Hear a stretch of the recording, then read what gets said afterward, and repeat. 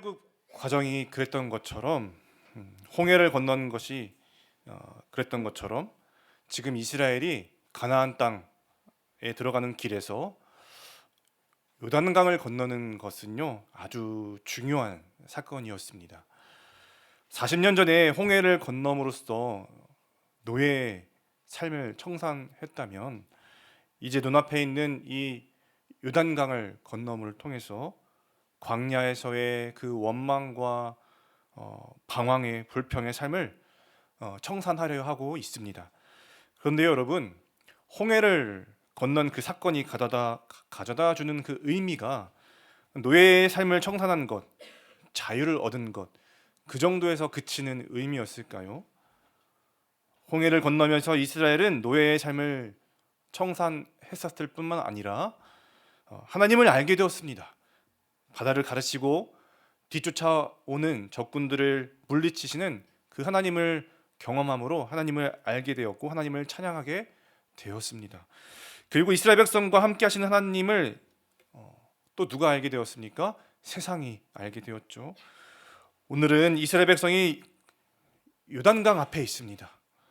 홍해를 건넌 뒤 40년 흐른 뒤에 이스라엘 백성들은 어떤 모습이었을까요? 홍해를 건넌 때 이스라엘 백성은 애굽에서 막 나온 터라 허둥지둥이었을 것입니다. 적군이 뒤따르고 있었다고는 하지만 이스라엘은 당시 하나님을 따르는 모습, 그 모습에 질서가 잘 갖춰져 있지 않았었습니다. 그래도 당시는 하나님이 그들을 주도적으로 이끄시면서 애굽에서 건져내셨죠. 오늘 이 이스라엘 백성들의 요단강 도하 사건 또한 하나님의 임재 가운데 진행된 하나님의 주도적인 사건임이 분명합니다. 사람이 주도하는 것이 아니라 하나님이 주도하는 것이지요. 그러나 홍해 때와는 조금 차이점이 있습니다. 그것은 이스라엘 백성들이 40년 동안 광야에서 훈련되어져 있다는 것이죠. 하나님을 따르는 공동체로서의 질서가 갖춰지게 되었다는 것입니다. 그래서 이스라엘 백성들은 오늘 본문을 보면 요단강 도하를 앞두고 준비하는 과정에서 질서 있고 체계 있는 모습으로 준비하고 있는 것을 본문에서 확인할 수가 있습니다. 여호수아와 이스라엘 자손들은 시딤이라는 곳을 떠나서 요단 강가에서 3일을 머물렀다고 합니다.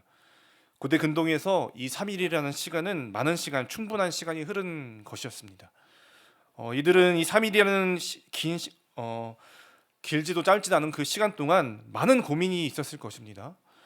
왜냐하면 지금 이스라엘은 1년 중에 요단강물이 가장 범람하는 그런 때에 비가 많이 오는 우기 때에 요단강 앞에 있었기 때문입니다.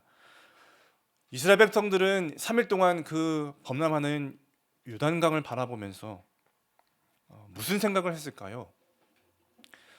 아마 이런 생각을 하지 않았겠습니까? 자신들의 힘과 능력으로는 내가 어떻게 이걸 건널 수가 있지? 자신들의 힘과 능력으로는 건널 수 없는 그런 강임을 느꼈을 것입니다. 그러한 고민을 하고 생각에 빠지는 3일이었을 것입니다. 그렇지만 어떤 이들은 또 이렇게 생각했겠죠. 정탐꾼들의 정탐이 내용이 달랐던 것처럼 어떤 이들은 하나님으로 인해서 능히 건널 수 있을 것이라고 또 생각했을 것입니다. 어떤 이들은 당장 건널 수 없기에 조속히 다른 방법을 찾아야 한다고 생각했을 수도 있습니다. 아마 사람마다 다양한 제각기의 방법과 생각들을 3일 동안 했었을 것 같습니다. 오늘 우리 또한 우리가 살아갈 때 마주치는 요단강과 같은 그런 문제와 시련이 있을 수 있습니다. 그 가운데 우리는 다양한 마음과 생각이 들 수 있을 것입니다. 이 문제는 내가 할 수 없을 거야. 내가 발을 내디딜 수 없는 곳이야 라고 생각할 수도 있고요. 하나님은 왜 나를 여기로 지금 이때에 인도하셨지? 왜 나를 둘러싼 상황과 환경이 왜 이렇게 어렵고 또 벅찰까? 과연 이것을 돌파할 수 있을까? 변화가 가능할까? 라는 생각이 들 수 있는 우리의 인생의 문제들이 있습니다. 그렇지만 여러분, 하나님은 어떤 분이십니까? 감당하지 못할 상황을 주시지 않습니다. 말씀을 믿고 따라갈 때에 감당하지 못할 시련을 우리에게 주시지는 않는 분이십니다. 우리는 범람하고 있는 이 세상의 요단강 앞에서 인간의 노력과 힘으로 할 수 없다는 것을 직시할 수 있습니다. 그것이 현실일 수 있습니다. 하지만 그와 동시에 무엇도 우리가 알게 되어집니까? 이 일을 행하실 분은 오직 하나님뿐이라는 것을 깨달을 수가 있습니다. 모든 일은 하나님이 주도적으로 행하시는 그러한 주권적인 하나님이시기 때문입니다. 하나님의 열심이 우리를 그냥 놔두지 않으실 것입니다. 하나님의 뜻과 약속을 하나님께서 이루어 가실 것이기 때문입니다. 여러분, 그 사실을 믿고 담대히 나아가시는 우리 분당 하나교회 성도님들 되시기를 바랍니다. 오늘 우리가 그와 같은 믿음을 가지고 나아갈 때 그 믿음을 가지고 나아갈 때 우리 자세와 우리 태도는 어때야 할까요? 먼저 오늘 본문에서 이스라엘 백성들은 어떠한 자세와 행동이 필요했을지 한번 이스라엘 백성들의 모습을 살펴보기를 원합니다. 이스라엘이 홍해를 건널 때와는 다른 모습을 보이고 있는데요. 먼저 3일간 유숙하면서 그곳에서 시간을 충분히 보내고 있다는 것이 바로 다른 모습이었습니다. 하나님의 때를 기다린 것입니다. 오늘 이스라엘 백성은 믿음으로 나아갈 때에 먼저 하나님의 때를 기다렸습니다. 여러분 앞에 있는 세상의 커다란 물결이, 우리 앞에 있는 커다란 세상의 요단강과 같은 물결이 하나님의 자녀답게 살아가는 것을, 내가 오늘도 그리스도인답게 살아가는 것을 두렵게 만들고 있습니까? 세상의 커다란 물결이 우리의 인생의 문제로 우리를 주저앉게 만들고 있습니까? 그때에도 하나님의 때를 기다리시는 여러분들이 되시길 바랍니다. 하나님은 여호수아로 하여금 이스라엘 백성들이 넘실거리는 요단강 앞에서 3일을 유숙하게 하셨습니다. 그 넘실거리는 요단강 앞에서 많은 생각과 판단이 오고 갔을 것이지만 하나님은 하나님의 때에 알맞은 그 지시로서 지금 이스라엘 백성들을 인도하고 계시는 것을 볼 수 있는데요. 3일을 유숙한 뒤에 관리들이 진중을 두루 다니며 백성들에게 지시를 내리고 있는데 어떤 지시의 명령을 내리고 있습니까? 우리 3절과 4절을 한번 다시 보시면 제가 읽겠습니다. 백성에게 명령하여 이르되 너희는 레위 사람 제사장들이 너희 하나님 여호와의 언약궤를 매는 것을 보거든 너희가 있는 곳을 떠나 그 뒤를 따르라. 그러나 너희와 그 사이 거리가 2000규빗쯤 되게 하고 그것에 가까이 하지는 말라. 그리하면 너희가 행할 길을 알리니 너희가 이전의 길을 지나보지 못하였음이니라 하니라 라고 말씀하고 있습니다. 제사장들이 하나님의 언약궤 매는 것을 보면은 어떻게 하라고요? 3절 말씀에 보니까 그 뒤를 따르라, 그 뒤를 따르라 말하고 있습니다. 행진에 질서가 잡혀 있었다는 것을 볼 수가 있습니다. 보통 언약궤는 레위 사람들이 매는 것인데요. 오늘 본문에서는 제사장들로 구성되어 있습니다. 사실 제사장들도 레위 사람들이죠. 근데 모든 레위 사람들이 제사장들은 아닙니다. 그래서 보통 일반 레위 사람들이 언약궤를 메고 걸어가는데 오늘 요단강 도하에 있어서는 제사장들이 언약궤를 메고 먼저 그 위험한 강물에 먼저 발을 담그고 앞장서고 있는 것을 볼 수가 있습니다. 막중한 일에 대하여 분명한 질서가 세워져 있는 것을 볼 수 있는 것이죠. 이와 같이 이스라엘 백성들은 믿음으로 요단강을 건널 준비를 할 때에 하나님의 질서를 따를 것을 준비하고 있는 것이었습니다. 그와 같이 오늘 본문을 통해 알 수 있는 이스라엘 백성들에게 필요한 두 번째 또 자세와 행동은요, 하나님의 언약궤를 뒤따라가는 것이었습니다. 제사장들이 먼저 앞장서고 있습니다. 제사장들이 앞장섰고 다른 백성들은 그 뒤를 따라가라고 명령하고 있습니다. 그런데 여러분, 그 뒤를 따라가는 것이 누구의 뒤를 따라가는 것입니까? 제사장들의 뒤를 따라가는 것입니까? 아니지요. 하나님의 언약궤를 따라서 하나님의 뒤를 따라가는 것이었습니다. 그 뒤를 따르라 할 때에, 여러분, 그 뒤를 따르라 할 때에 이 그라는 단어도 비인칭 대명사 이십니다. 오늘 말씀도 하나님을 뒤따라가고 있는 것임을 명확하게 다시 한번 설명해주고 있는데요. 그 다음 4절에 나와 있는 방금 읽었던 그 구절의 지시를 한번 다시 보시면 이들은 그냥 뒤따르는 것이 아니라 언약궤와의 간격을 두고서 따라야 했습니다. 2000규빗쯤 되는 거리죠. 대략 900m, 1km쯤 되는 거리입니다. 언약궤를 메고 가고 있는 제사장들과의 거리를 1km가량 유지해야 했던 것이죠. 언약궤는 하나님의 임재를 상징하는 것이었습니다. 본문에서도 이스라엘 백성들과 언약궤의 거리를 2000규빗 유지하라고 지시하고 있는데, 이러한 규정을 지키며 질서를 지킬 때 어떻게 되는 것이죠? 무엇을 알 수 있습니까? 4절 후반부를 보시면, 그리하면 너희가 행할 길을 알리니 너희가 이전에 이 길을 지나보지 못하였음이니라 하니라. 질서를 따라 행할 때예요. 하나님은 오늘 우리가 가보지 못한 길 가운데서 우리가 행할 길을 알게 하신다라는 것입니다. 우리가 살아가는 가정과 사회와 이 교회와 모든 세상 속에서 질서를 지키는 것은 누군가를 뒤따르는 것이 아니라 하나님을 따라가는 아주 좋은 방법인 것이죠. 하나님과의 간격을 유지하고 하나님을 높이고 하나님을 의지하여서 따라가는 것입니다.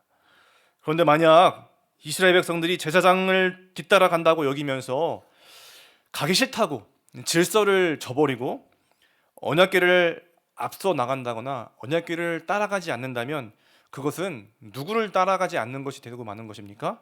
하나님을 따라가지 않는 것이 되고 마는 것이죠. 그러면 요단강물을 건널 수 있겠습니까? 요단강물을 건널 수도, 결과적으로는 건널 수도 있을지도 모르겠습니다. 못 건널 수도 있습니다. 중요한 것은요, 그들이 언약궤를 따라가지 아니하면, 질서를 따라가지 아니하면 하나님을 경험할 수가 없다는 것이죠.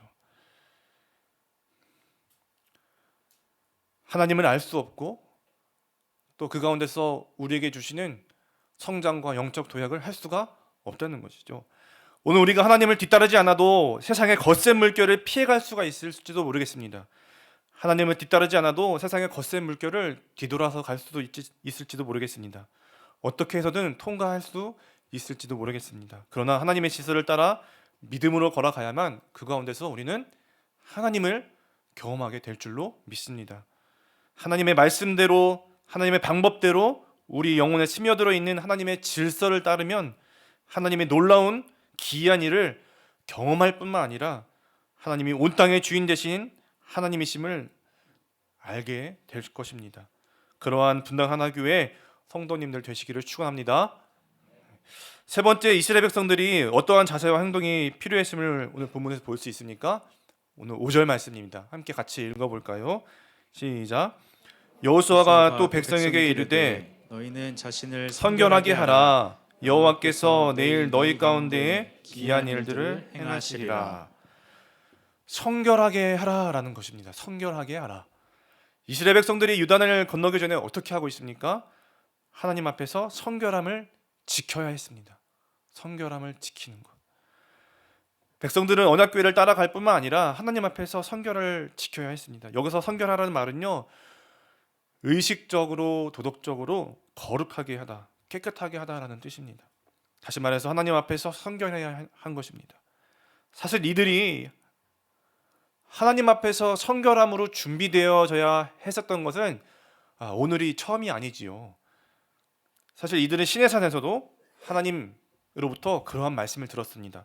우리 출애굽기 19장 10절부터 11절 말씀 함께 보실까요? 출애굽기 19장 10절부터 11절입니다. 제가 읽겠습니다. 여호와께서 모세에게 이르시되 너는 백성에게로 가서 오늘과 내일 그들을 성결하게 하며 그들에게 옷을 빨게 하고 준비하게 하여 셋째 날을 기다리게 하라. 이는 셋째 날에 나 여호와가 온 백성의 목전에서 시내산에 강림할 것임이니. 또 19장 22절도 보실까요? 또 여호와에게 가까이 하는 제사장들에게 그 몸을 성결히 하게 하라. 나 여호와가 그들을 칠까 하노라. 이스라엘 백성들은 이렇게 거룩하게 성결하게 구별되어야 했습니다. 본문 당시에서 성결하게 한다는 것은 출애굽기 39장을 보면은 제사장들은 지성소로 들어갈 때요, 이 성결이라는 글자가 박힌 모자를 쓰고 들어갔습니다. 이 성결은 겉으로는 행동을 절제하고 안으로는 죄악된 마음을 절제하는 경건을 지키는 것이었어요. 왜 하나님 앞에서 성결함으로 그렇게 경건을 지켜야 합니까, 여러분? 하나님은 거룩하신 분이기 때문입니다. 법궤는 하나님이 임재하시는 장소였습니다. 그렇기 때문에 이스라엘 몸과 마음이 청결해야만 그 임재 가운데 가보지 않은 길을 건널 수 있었습니다. 전쟁을 앞두고 이스라엘이 준비해야 하는 것은 무기도 아니고 식량도 아니고 바로 이 성결함이었습니다. 다시 한 번 더 정리해 보겠습니다. 이스라엘 백성들이 믿음으로 질서를 지키며 행진하며 나아갈 때 어떻게 해야 했습니까? 하나님의 때를 기다리고 질서를 따르며 언약궤와의 거리를 유지해야 했습니다. 그리고 자신을 성결하게 해야 했습니다. 모든 것은 하나님이 주도적으로 행하셔서 요단강 물을 끊으시고 길을 내실 것입니다. 그렇지만 이스라엘은 질서를 따르며 언약궤와의 거리를 유지해야 했습니다. 그리고 자신을 성결하게 해야 했습니다. 그러면 어떻게 되는 것이지요? 오늘 본문 3장 7절 말씀 함께 읽어보시겠습니다. 시작. 여호와께서 여호수아에게 이르시되 내가 오늘부터 시작하여 너를 온 이스라엘의 목전에서 크게 하여 내가 모세와 함께 있었던 것 같이 너와 함께 있는 것을 그들이 알게 하리라. 7절에서 여호와 하나님이 여호수아와 함께 하신다는 것을 이스라엘 백성들이 알게 하신다는 것이죠. 여호수아가 이스라엘 백성들의 지도자였습니다. 그들의 지도자가 하나님과 함께 하신다는 사실을 이스라엘 백성들이 알게 하신다는 것입니다. 그것이 여러분은 얼마나 기쁘고 감사하고 또 마음이 든든한 또 사실이었겠습니까? 얼마 전에 다락방 신방을 하는데요, 한 성도님께서 저에게 이런 질문을 하셨습니다. 이게 원고에 없는 건데요.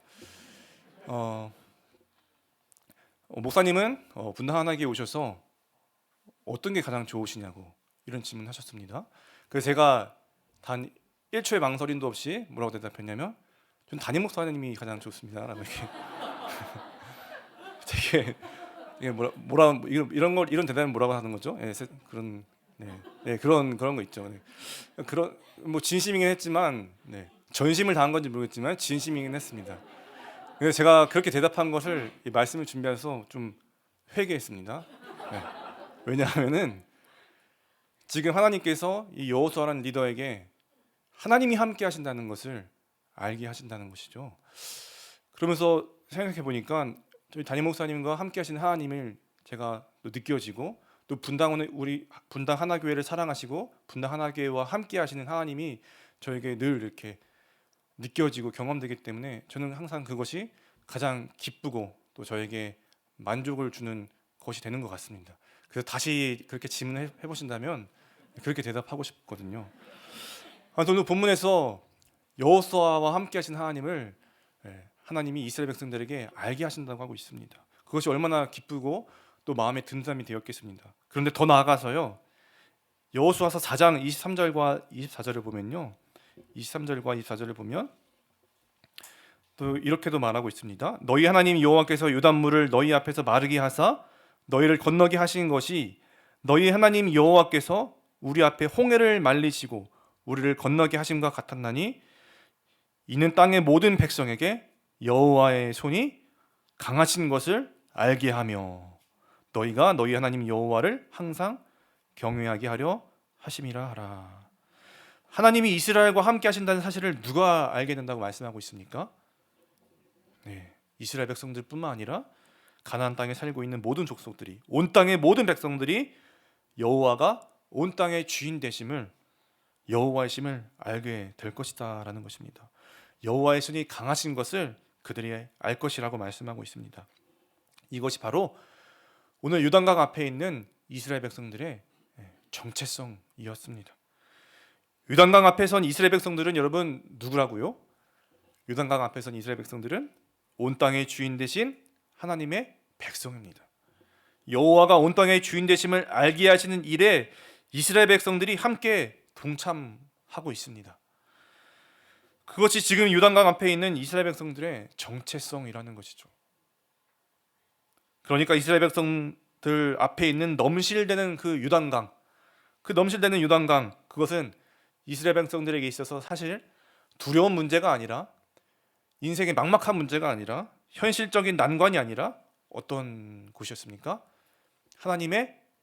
하나님께서 임재하시는 장소였고 또 하나님께서 임재하심으로 하나님이 누구신지를 알 수 있는 장소였고, 또 하나님이 하나님 되심을 세상에 알게 하는, 알리는 장소였고, 그러한 정체성이 자신들임을 또 아는 시간이 되었을 것입니다.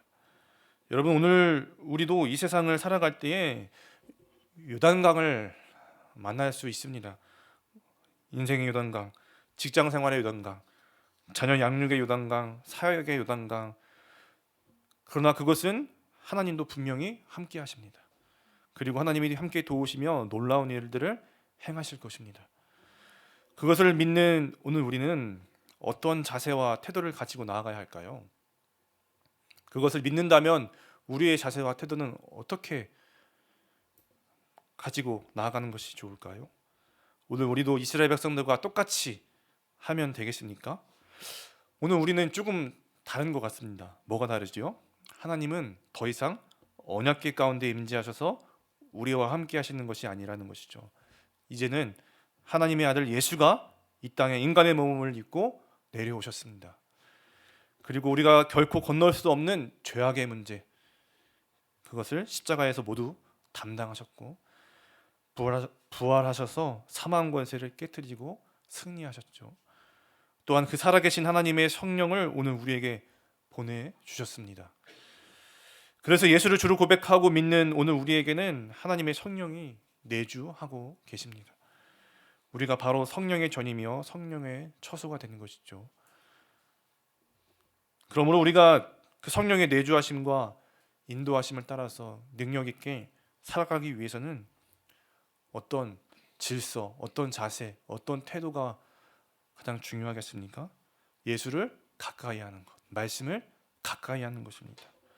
오늘 우리가 하나님 안에서 질서를 지키고 거리를 유지하고 성결하게 하는 가장 좋은 방법이 있다면 무엇보다도 예수를 더욱 가까이 하는 것, 말씀을 더욱 가까이 하는 것입니다. 그것이 하나님 안에서 질서를 지키는 가장 좋은 효율적인 방법이 될 것이고, 성결을 유지하는 좋은 길이 될 것입니다. 그 가운데서 하나님의 성령이 충만하게 역사하시고 우리 가운데 일하시는 것을 우리가 경험하게 될 것입니다. 말씀을 맺겠습니다. 우리 사랑하는 분당하나교회 성도 여러분, 오늘 여러분들의 인생길 앞이 혹시 요단강과 같은 과제가 눈앞에 있으십니까? 그곳은 하나님의 영광을 경험할 수 있는 장소가 될 수 있음을 믿고, 문제가 될 수 있음을 믿고, 상황이 될 수 있음을 믿고 믿음으로 나아가십시오. 말씀대로 하나님의 주되심을 높이며 한 걸음씩 나아가시기를 축원드립니다. 본문에서 말씀하고 있듯이 우리는 가보지 않는 길을 믿음으로 가는 그리스도인입니다. 가보지 않는 길을 믿음으로 걸어가면 우리는 무엇을 알게 됩니까? 하나님을 알게 됩니다. 그리고 내가 누군지를 깨닫게 되는 것이죠.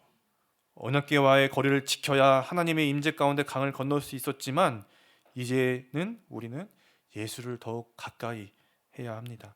떨어지지 말고 꼭 붙어 있어야 합니다.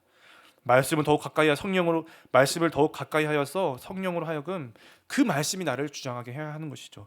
그래서 우리 마지막으로 요한복음 15장 7절 말씀 함께 보실까요? 함께 읽겠습니다. 너희가 내 안에 거하고 내 말이 너희 안에 거하면 무엇이든지 원하는 대로 구하라. 그리하면 이루리라. 아멘. 또 8절에 보면 너희가 열매를 많이 맺으면 내 아버지께서 영광을 받을 것이요 너희는 내 제자가 되리라. 또 11절에 보시면요, 내가 이것을 너희에게 이름은 내 기쁨이 너희 안에 있어 너희 기쁨을 충만하게 하려 함이라 라고 말씀하고 있습니다. 여러분, 예수님 말씀에 꼭 붙어 계십시오. 그러면 요한복음 말씀에서 어떻게 된다고 말하고 있습니까? 열매를 많이 맺게 될 것이다. 아버지께서 영광을 받을 것이다 라고 말씀하고 있습니다. 그것이 우리가 지켜야 할 가장 중요한 질서입니다. 그리고 그것이 우리를 성결하게 할 것입니다. 그것이 하나님을 알고 하나님을 경험하게 할 것입니다. 내 인생의 요단강을 건너게 할 것입니다. 그러한 우리의 모습을 통해서 세상이 주를 알게 될 것입니다. 요한복음 15장 11절은 그것이 우리에게 기쁨을 충만하게 할 것이다 라고 말씀하고 있습니다. 사랑하는 여러분, 오늘 우리의 삶에 가정에, 교회, 일터와 직장에서 그러한 기쁨이 끊이지 않고 충만한 삶이 되시기를 간절히 축원드립니다.